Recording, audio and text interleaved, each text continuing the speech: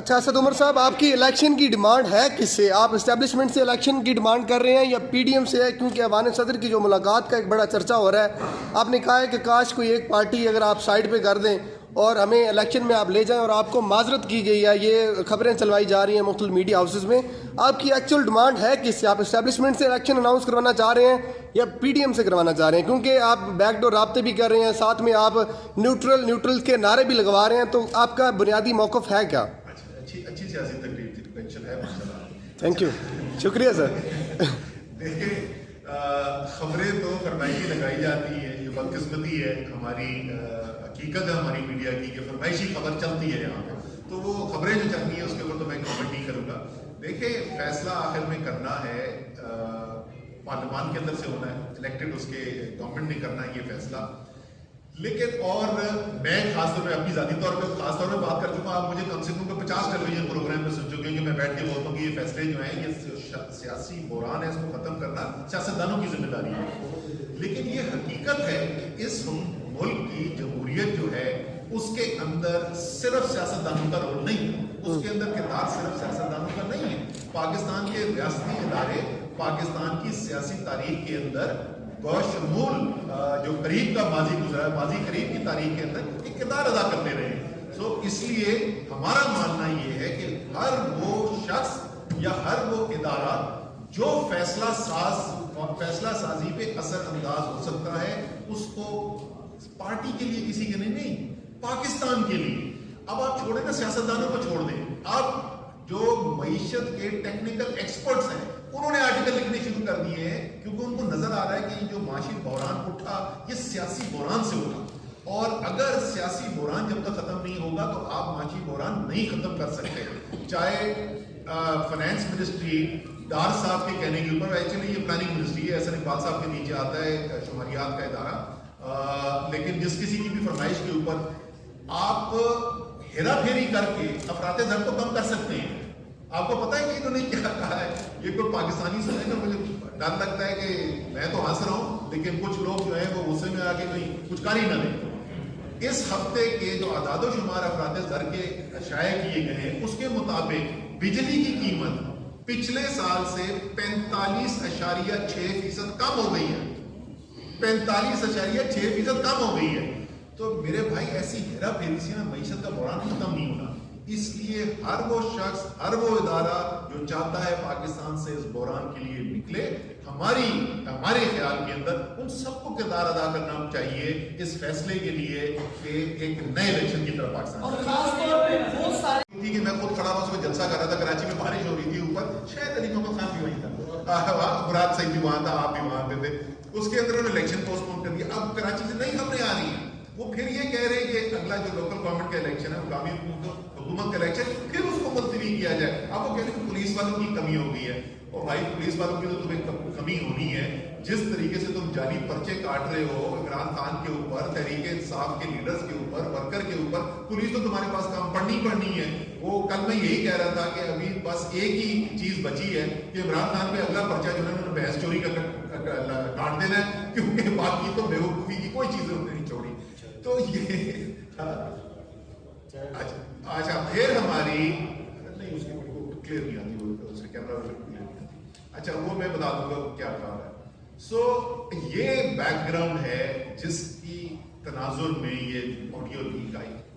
اب ہم نے ان کی یہ جو اب واضح ثبوت ہمارے سامنے آ گئے ہیں کہ یہ قانونی راستہ نہیں اختیار کیا گیا، یہ سیاسی سازش کے تحت یہ کام کروایا جا رہا ہے. اور اس لیے ہم نے یہ فیصلہ کیا ہے کہ میرے ساتھ تمام میرے ساتھی جو بیٹھے ہیں یہ ہمارے آنریبل ممبرز آف پارلیمنٹ، ہماری نظر میں ایکس ممبرز آف پارلیمنٹ بیٹھے ہوئے ہیں میری طرح، اور ہم لوگ اس کے بعد جائیں گے. یہ لوگ اور کورٹ میں اسلام آباد ہائی کورٹ کے اندر پٹیشن فائل کی جا رہی ہے کہ یہ جو سیاست پہ مبنی فیصلہ ہے، یہ قانون کی خلاف ورزی کر کے جو فیصلہ کیا گیا ہے، اس کو کالعدم قرار دیا جائے اور تمام 123 استعفوں کو ایک طریقے سے ریٹ کیا جائے. جو پروسیجر ان سب کے لیے استعمال ہوا ہے وہی میرے لیے استعمال ہوا ہے. میرا وہ کہتے ہیں استعفا ٹھیک نہیں ہے، ان کا کہتے ہیں ٹھیک ہے. سو یہ ظاہر ہے بالکل واضح طور پہ قانونی طور پہ بھی یہ غلط بات ہے. اسی لیے ہم نے قانون کا راستہ لینے کا फैसला किया है और इंशाअल्लाह ताला इसके बाद जाकर ये जमा करा दी जाएगी हमारी पिटीशन जो है हाई कोर्ट के अंदर, और उसके बाद हमारी उम्मीद है कि हाई कोर्ट इसके ऊपर जल्द फैसला करेगा। यार आपने अच्छी नहीं की, हमने 2 वजीरों के साथ सारी कौम के साथ बेइज्जती करके रख दिया।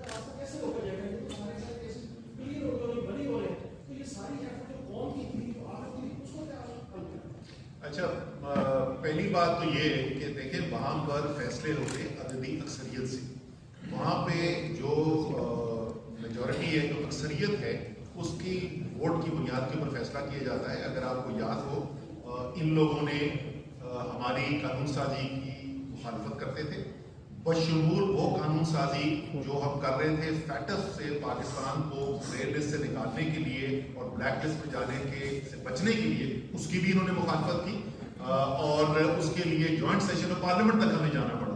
तो इस वक्त जो सूरत हाल है मेरे भाई, इस वक्त उनकी अक्सरियत होती असेंबली के अंदर, अगर हम असेंबली में मौजूद भी होते तो हाँ, तकरीर कम से कम अली मोहम्मद खान बड़ी दुआदार तकरीर बड़ी अच्छी करता, शेरी मजारी सारे अपनी लीगल टेक्निकल इंटरनेशनल स्टडी करके वो पॉइंट्स कर देती टेबल, लेकिन होना इनमें वही था जिसके पास अक्सरियत के वोट है, वोट इस वक्त उनके पास है।